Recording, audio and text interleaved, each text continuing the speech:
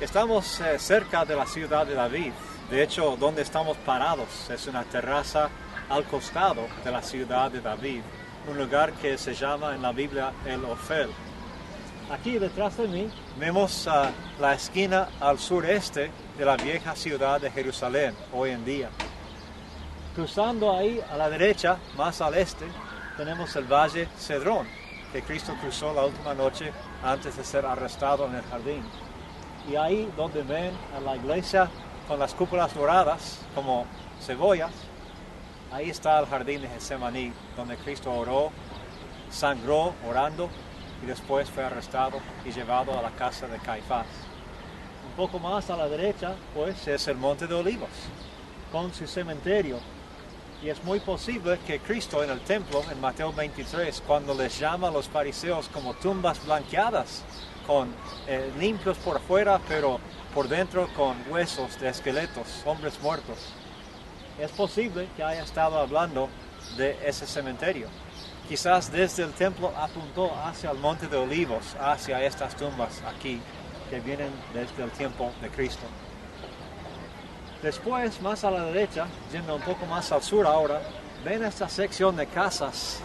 Esta sección ahora se llama Siloam, que viene del nombre Siloé, de donde está el estanque de Siloé, un poco más abajo. Miren cuán cercanas están las casas. En el Salmo 122, versículo 3, dice: Jerusalén, con tus casas compactas, bien unidas.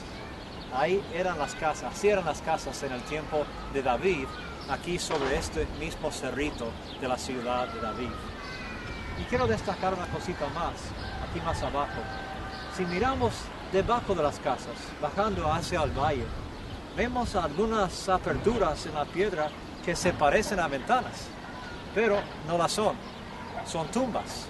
Y han sido tumbas desde el tiempo de Cristo. De hecho, algunos estudiosos piensan que han sido tumbas desde el tiempo de David.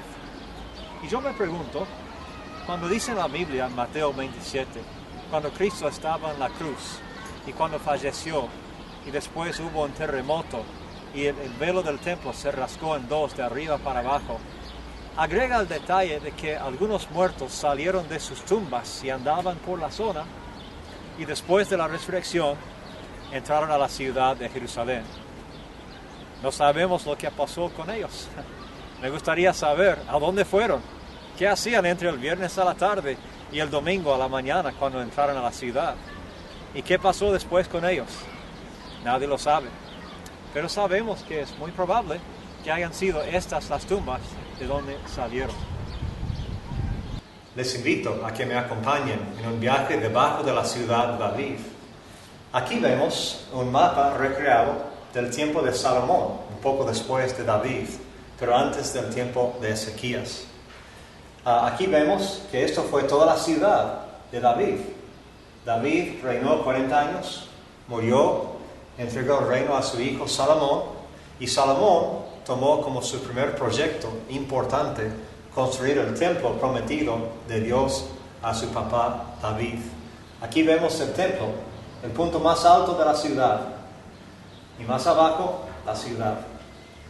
Aquí al lado vemos algo interesante, es como una piscina, una pileta de agua, que se llamaba la Casa de la Fuente, y en tiempos cuando había mucha lluvia, desviaban el fuente de Gihón, bloqueando una puerta, y después llenaban esta piscina con agua, y así tenían más agua para tiempos de sequía.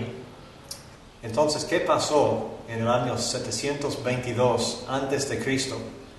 Los asirios vinieron del norte, atacaron al reino norte de Israel y lo destruyó, llevando a algunos al cautiverio y dejando a algunos en el país, pero los más pobres y los más débiles. Y así dejó de existir para siempre la nación de Israel del norte. Pero después el reino de Judá siguió con algunos reyes buenos y malos. Y uno de los buenos era Ezequías. Y leemos en 2 de Reyes 18 en adelante la historia de otro ataque de los asirios en el año 702. Cuando supieron que de la llegada de los asirios, los de Jerusalén estaban desesperados y oraban a Dios, rogándole, Señor, por favor, cuídanos, no sabemos qué hacer. Y una cosa que hicieron para preparar para la batalla era crear un túnel que empezó más o menos en la fuente de Gihón, pero que iba debajo de la ciudad de David, terminando en el estanque de Siloé. Pero el problema era que el estanque mismo estaba fuera de la ciudad. Entonces disfrazaron el estanque y entraron desde abajo por el túnel. Pero ¿cómo hicieron este túnel? Era difícil, porque era pura piedra ahí abajo. Y no sabían, con la tecnología de esos días, cómo empezar de ambas puntas y juntarse en el medio. Así que había una grieta en la piedra que iba más o menos así. Entonces un equipo de trabajadores empezó aquí, otro equipo de trabajadores empezó aquí y trabajaron siguiendo la grieta y se juntaron en el medio. Erraron un poquito en la altura, donde se junta, es muy alto el túnel, pero lo lograron en 52 días. Y así estaban preparados, tenían agua para el sitio. Sabemos de la Biblia que después Dios derrotó a los asirios y los mandó a casa y salvó a la nación de Judá con el rey Ezequías. Estamos en el túnel viejo que hicieron los jebuseos cuando David estaba por llegar a la ciudad a tomarla. Miren, este es el túnel donde bajaban cada día las mujeres de la ciudad de los jebuseos. Era trabajo de las damas llevar el agua de abajo hacia arriba, un trabajo cansador. Bueno, cuando llegó David con su ejército, él se preguntaba, ¿cómo puedo tomar esta ciudad sin arruinarla? No quiero reconstruir todo. Entonces él y sus hombres buscaron la forma de entrar a la ciudad sin entrar por las puertas y por sorpresa. Y esta fue su avenida. Dice que Joab con sus hombres subieron por este túnel de agua, fueron a la ciudad, abrieron las puertas, dejaron entrar a los demás soldados y David, y así conquistaron la ciudad de los jebuseos. Y así David estableció su capital, una capital propia, que no había pertenecido a ninguna otra parte de Israel antes, y así unió políticamente la capital de Israel. Bueno, ¿están listos? Vamos a entrar al túnel de Ezequías, que hicieron en 52 días. Hay que llevar linternas, porque está oscuro. Vamos. Bajando, no importa si mueve un poco, para bajar.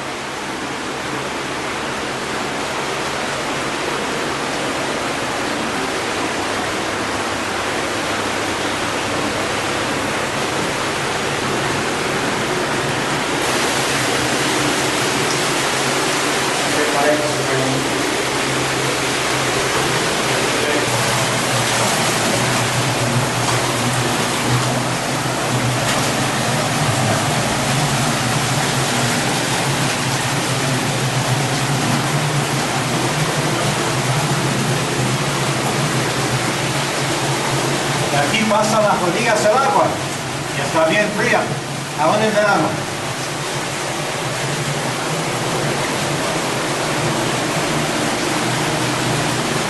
Recuerden que estamos debajo de la ciudad de David y está muy oscuro en este túnel. Vamos a apagar las linternas para que lo sientan.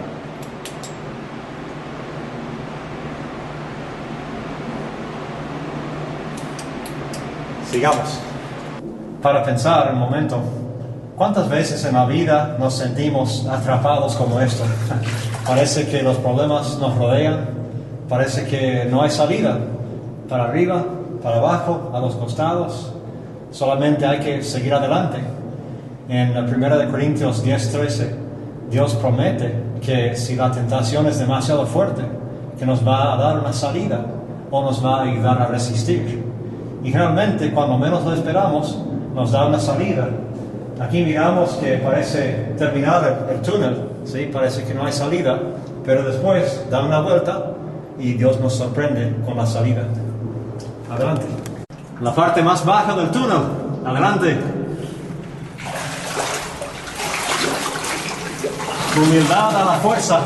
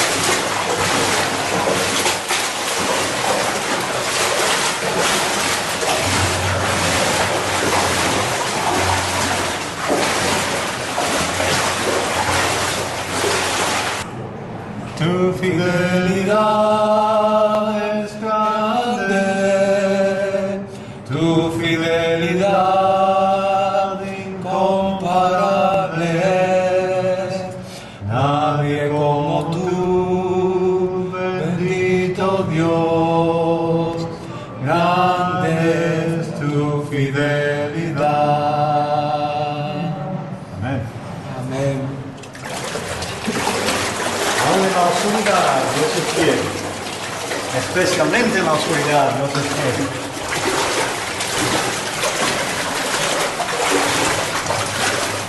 Ahí está. Bueno, miren para arriba. Antes íbamos con quizás 1 metro y pico de altura, 1 metro y medio. Ahora estamos quizás a, no sé, 8 metros de altura. Y es porque, como dijimos, como empezaron en 2 puntas, un grupo iba excavando más profundo y el otro grupo un poco menos profundo. Y así cuando se acercaban tenían que excavar un poco más para abajo para encontrarse en el medio. Ahora vamos a ver la inscripción que dice lo que pasó cuando se encontraron.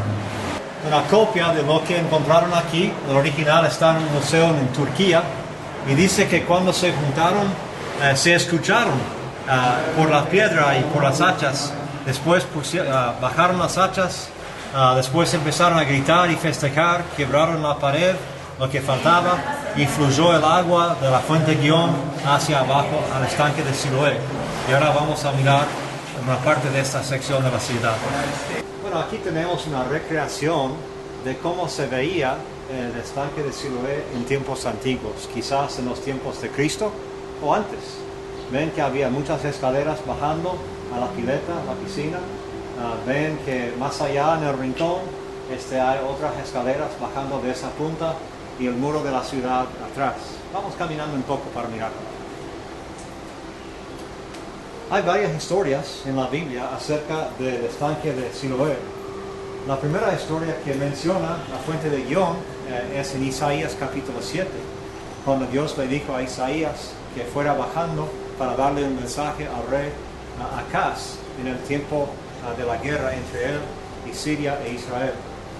Después tenemos otra historia en el Nuevo Testamento, Juan capítulo 9, cuando Cristo se encontró con el ciego. Y los discípulos le preguntaron a Cristo, bueno, ¿quién pecó? ¿Este hombre o sus padres que haya nacido ciego? Y Cristo dijo, ni este hombre ni sus padres, sino que esto ocurrió para que se manifestara la gloria de Dios. Entonces, ¿qué pasó en esa historia? Cristo le miró al hombre, y hay que recordar que el hombre estaba ciego desde nacimiento, y él no veía nada, no sabía lo que iba a hacer Cristo. Entonces escuchó algo como... Y Cristo escupió, hizo lodo con el polvo, hizo barro, y después lo puso sobre los ojos del hombre. Algunos piensan que siendo ciego desde el nacimiento, que quizás no tenía ojos. Entonces, ¿qué hacía Cristo? Tomaba polvo, después hizo barro y creó ojos de barro y los colocó. Después lo mandó a lavarse en el estanque de Siloé, que significa mandado. Cristo lo mandó a recibir su vista, a recobrar la vista y empezar otra etapa en su vida. Esto probó varias cosas para los discípulos y los demás, porque solamente Dios puede crear del polvo y crear ojos inmediatamente así. Entonces Cristo enfatizaba por sus discípulos y los demás que Él era Dios, que fue una de las grandes preguntas de Juan. Siempre se peleaba a los fariseos con Cristo por esa pregunta, pero Cristo lo estableció. Y después el hombre ciego salió y él tuvo que contestar muchas preguntas ese día, hasta estar hartos de preguntas. Contestó a los vecinos, a los que lo habían visto todos los días. Ellos hablaban entre sí, ¿este es el hombre? Sí, se parece, pero no puede ser porque estaba ciego. Y él está ahí mismo diciendo, yo lo soy, yo soy ese hombre. Y después los fariseos le preguntan, ¿qué pasó? ¿Cómo puedes ver ahora? Y él dijo, bueno, un hombre llamado Jesús vino y me puso lodo en los ojos, me dijo que fuera a lavar y lo hice y ahora puedo ver. Y después los fariseos con sus padres, este es su hijo, pues ¿cómo puede ver ahora? ¿Nació ciego realmente? Y ellos, asustados, pensando que iban a ser echados de la sinagoga, dijeron, bueno, es nuestro hijo, pero ¿cómo puede ver ahora? No sabemos. Y entonces otra vez volvieron al ciego, exigieron otra vez la explicación. Y me encanta la respuesta de este ciego. Dice, ¿por qué quieres que les cuente otra vez esta historia? ¿Quieren creer también? Es que quieren seguirle también. Y por supuesto eso les enfureció. Y después sigue. Y el hombre ciego, pero sabio, parece, dijo, bueno, ustedes dicen que ese hombre no puede ser de Dios, pero ¿cómo puede ser un hombre, cómo puede un hombre sanar a alguien si no fuera de Dios? Entonces los fariseos al final, frustrados, enojados, lo echaron de la sinagoga. Y se encontró con Cristo después, y Cristo lo bendijo. Una cosa más me gustaría resaltar de esta historia.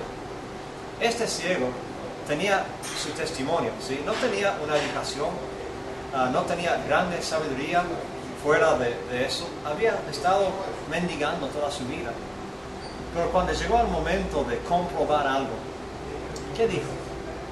No trató de convencernos con arqueología, con historia, con griego, con hebreo, arameo, con otras cosas teóricas o académicas. Dijo, no sé, lo único que sé es que era ciego y ahora veo. Es el testimonio más convincente que tenemos nosotros como cristianos.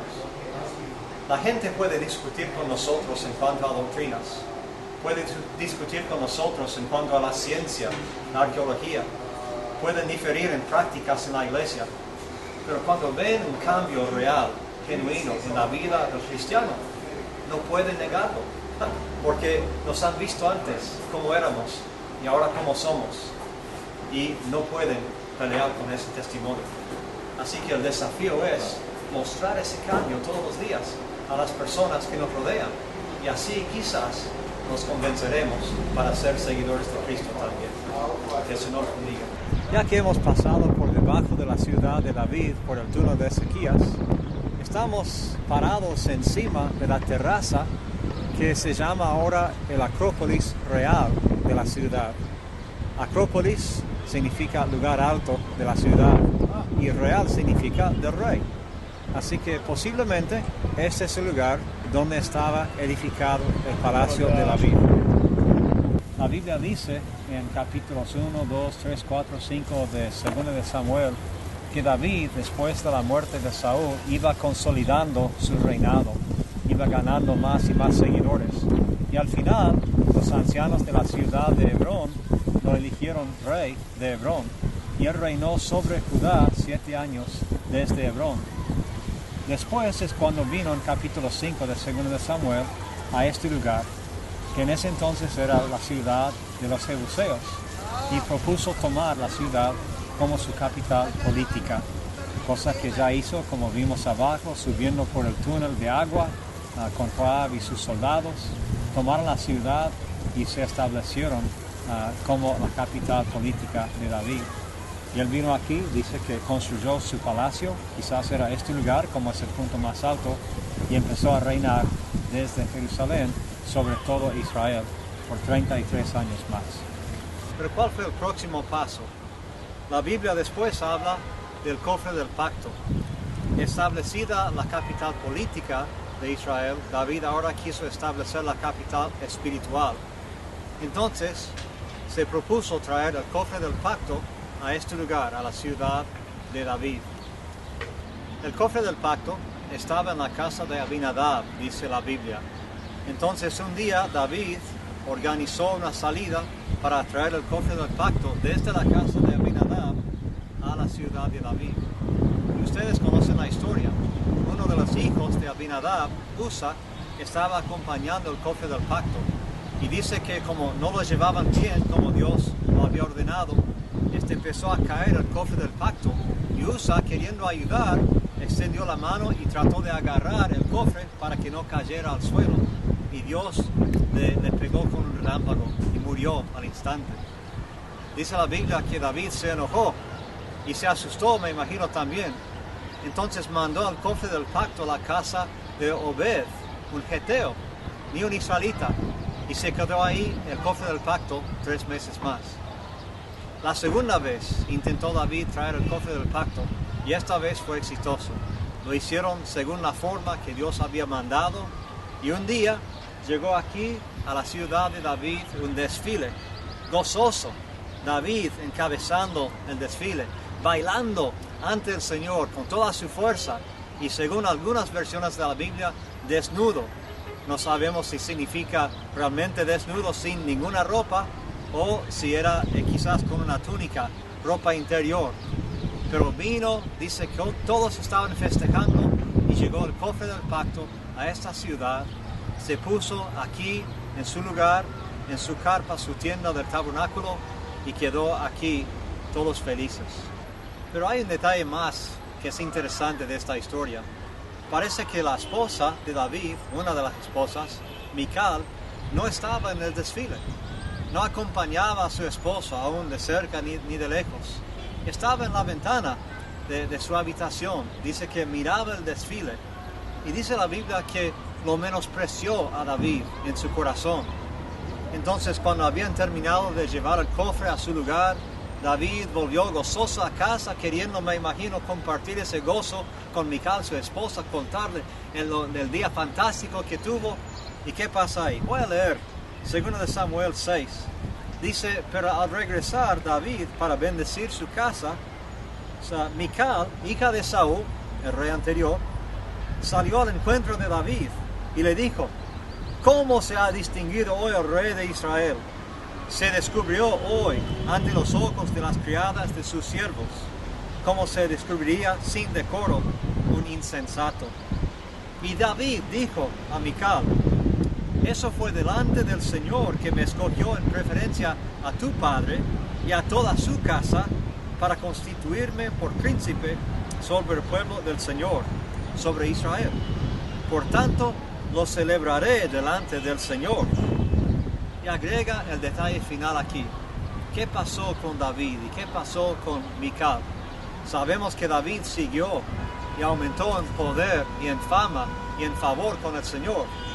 Pero ¿qué pasó con Mical por esa actitud de menosprecio? Por no querer festejar ante el Señor, no querer adorar al Señor con su marido. Dice, Mical, hija de Saúl, no tuvo hijos hasta el día de su muerte. Algo triste, quedó estéril ella. Y muchos han comparado esto con lo que pasa espiritualmente con nosotros cuando no tenemos el gozo de adorar a Dios, cuando en vez de festejar y sentir gozo en el corazón y venir alegres a adorarle, no solamente los domingos, sino todos los días, que quedamos estériles espiritualmente. Y es difícil dar fruto, es difícil ser fructíferos, como dice en Juan capítulo 15. ¿Cuál fue el próximo paso para David ahora? Ya estableció su reinado en todo el país, sobre Judá, sobre Israel, una nación unida todavía. Ya ha traído el cofre del pacto a su lugar aquí en la ciudad.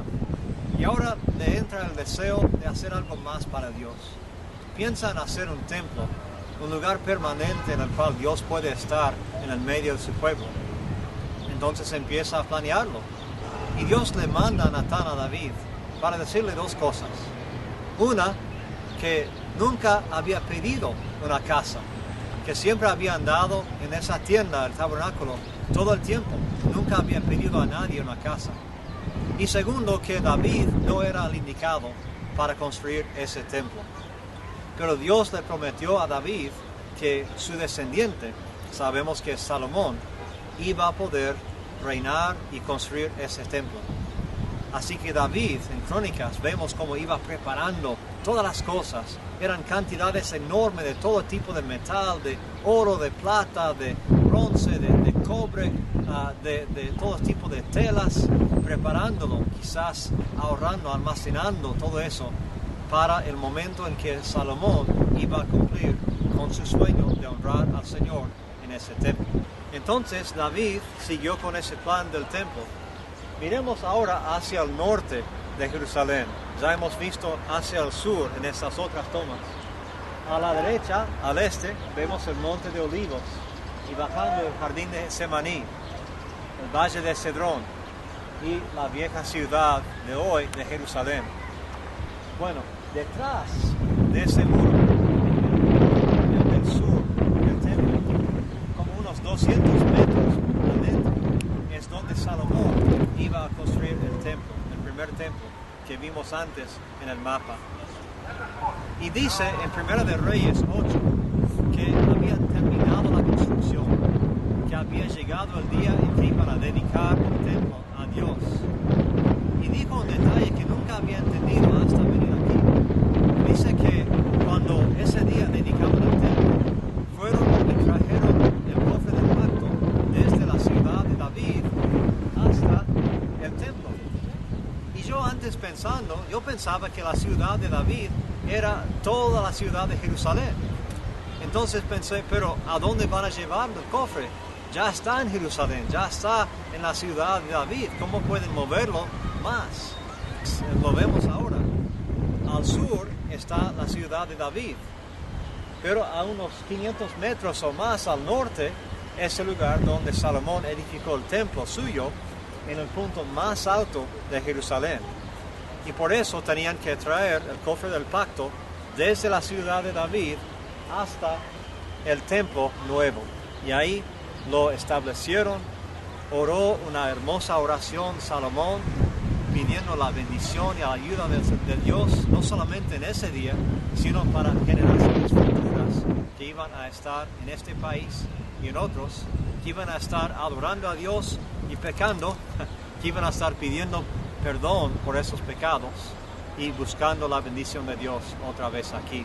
Dice la Biblia en 2 de Samuel 11 que David en la primavera estaba en su palacio. Y el primer versículo de ese capítulo indica algo que quizás nos da una pista de lo que pasó realmente. Dice, en el tiempo de la primavera, cuando los reyes van a las guerras, David estaba todavía en su palacio en la ciudad de David. Y podemos ver de estas casas aquí, que está en el montecito al lado de la ciudad de David, podemos ver cómo están amontonadas las casas, casi una encima de otra. Y es fácil ver ese patrón y compararlo al patrón de la ciudad de David en ese tiempo. De hecho, vamos a mirar un poco más a la derecha aquí, viniendo a la ciudad de David, mirando para abajo hacia las excavaciones que miramos antes. Se ven en unas casitas pequeñas del tiempo de David. Quizás si esta es la terraza del palacio de David, quizás son algunas de estas mismas casas que miraba David esa noche. Y dice que salió de su palacio y miraba la ciudad y veía a una mujer bañándose en la terraza de su casa, en el techo de la casa. No sabemos por qué, no sabemos si era culpa suya, si se daba cuenta o si no. Pero vio a Betsabé ahí bañándose y le entró la codicia, le entró el adulterio a su corazón y mandó a llamarla y tuvo relaciones con ella. Y después ella concibió y siguió toda la historia de cómo David intentó disfrazar su pecado y taparlo, hasta mató al marido de Betsabé, Urías, que estaba en la guerra donde David debía haber estado. ¿Qué pasó pues con David? Este capítulo es triste porque todo iba tan bien para él. Ustedes conocen la historia de cómo Dios le mandó a David a Natán, el profeta, con esa historia del hombre rico que tenía muchas ovejas, pero que para servir a una visita en su casa robó a la única oveja que tenía su vecino y la mató, la oveja querida y la única. Y comparaba ese acto con el acto de David en robarle la esposa a Urías. Aunque después se casó con ella, aunque después Dios le perdonó ese pecado, igual era el comienzo de quizás el fracaso de David en esa parte. Hay un dicho que dice, el fracaso comienza con el éxito, y parece que es así en esta historia de David. Dios dice como parte de esa enseñanza a través de Natán, dice: David, te di tantas cosas, y si estas no hubieran sido suficientes, te hubiera dado aún más. Pero parece que David no quiso esperar para Dios, o no quiso andar en el camino exacto que Dios tenía planeado para él. Dios tenía planes, como dice Jeremías, para darle bien y el futuro, pero David no esperó esos planes. Y aunque fue perdonado, era triste. Muchas veces somos así, ustedes y yo, que lo que Dios nos ha dado no es suficiente para nosotros. Nos quejamos, nos aburrimos y empezamos a buscar otras cosas fuera de la voluntad de Dios para satisfacernos. ¿Y qué pasa en ese momento? En ese momento empezamos a caer, empezamos a arruinar el plan de Dios. Y quizás es como el pasaje de Génesis capítulo 3 y 4, donde Dios está hablando con Caín y dice: cuidado, Caín, el pecado está a la puerta, está acechándote. Esa es la idea. Aunque Dios nos bendice todo el tiempo, si no nos mantenemos fieles a Él, el pecado está acechándonos. Satanás quiere quitarnos de Dios en cualquier momento. Si no prestamos atención, pues Él va a atacarnos y vencernos en un momento. Y quizás, como David, arruina parte de nuestras familias y de nuestras vidas. Y aunque Dios nos perdone, quizás habremos perdido algo valioso. Ojalá no nos pase eso, que prestemos atención a Dios, que estemos contentos con todo lo que tengamos o no tengamos, y que esperemos el momento y la voluntad de Dios, porque Él sabe lo que es mejor para nosotros.